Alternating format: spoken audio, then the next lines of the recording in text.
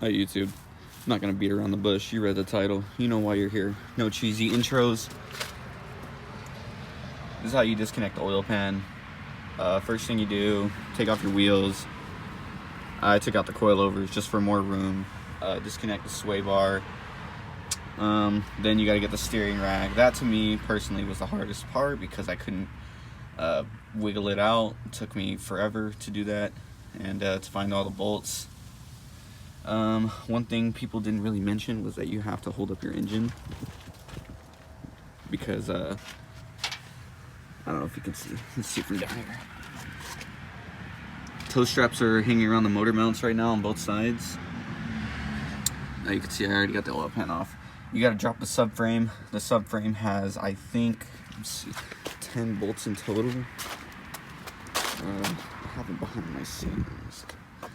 No, I'm not gonna be able to see, but I think there's 10 bolts / nuts in total with the subframe.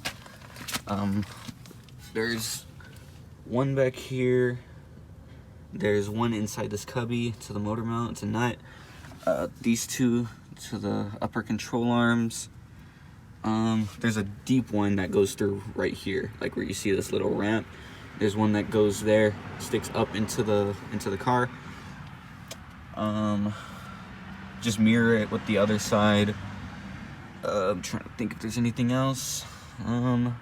This whole thing took me about 4 days to do. It probably would have taken me 2 if I had everything, but I had to borrow the engine hoist from a friend. I needed a few other things like extensions to reach all the bolts. There's 16 bolts around the oil pan itself. I could not, or like, no, I was able to get to all 16 of them just by, without taking anything off yet except for the steering rack. They're just really kind of hard to reach at some angles, but you can do it if you really tried. Just keep trying from different angles, that's all you gotta do. I was told to support the transmission, but honestly, like, this jack is garbage and it just keeps falling, and I haven't had any problems. It just keeps falling. You can see it's not really, it's touching, but I don't think it's actually supporting it. Use a jack to support the front of the subframe. So I got jack stands to help balance it. It's actually not as heavy as I thought it would be. I think it's like 40 pounds without the control arms attached, so I don't know what it is with those attached. You can move the sway bar out of your way. Let's see. I don't think I had to do anything from the top of the engine. I was told you should take off your brakes, but I mean, there's a good amount of space for the brake line to not like strain, and the subframe is pretty much on the floor. So, sorry about all the leaves. It's autumn. It's a pain. I'm trying to think. Oh, the tie rods. Yeah. I destroyed mine getting them off, but they were garbage anyway, so I just destroyed them and bought new ones right away. They're only like 30 bucks for both. Make sure all the oil is drained out of the pan, blah blah blah. That's pretty obvious. And then the last hardest part was actually getting the pan off when everything was off. You would think you could just pull it off, but that was not the case at all. Like, it's really hard to get off, guys. Like, the best thing I could tell you to do, the thing that worked for me, because I tried spraying WD-40 into where the gasket was, where the creases are. That didn't really work. But I used a rubber mallet, and this is to a like yard trimmer or something. I just cut that off and made like a block of wood about that big, so I could like hold it here and then slam it with a hammer, so that way you don't crack the pan some more. And yeah, just try to hit it from every angle. And then whenever I did that, I literally just came to the front. On the right side right here, I find there's way more room.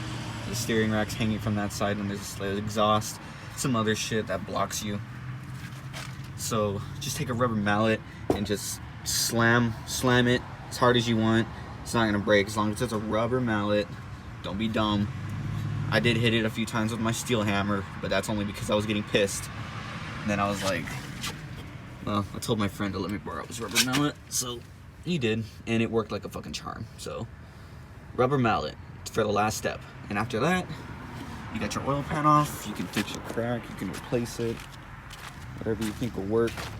I would say the biggest bitch about this job would be getting an engine hoist. I don't know what else you could use to hold the engine up.